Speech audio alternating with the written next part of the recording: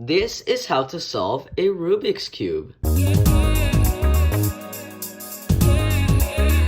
Rubik's Cube can have up to 43 quintillion combinations.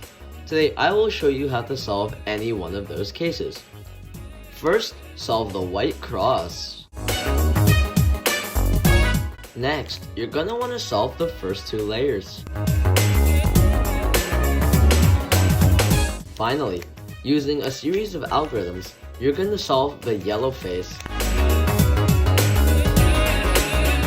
Next, you're going to solve the corners, using one of two possible algorithms. Finally, there are four cases that can appear on this last layer. Algorithm 1.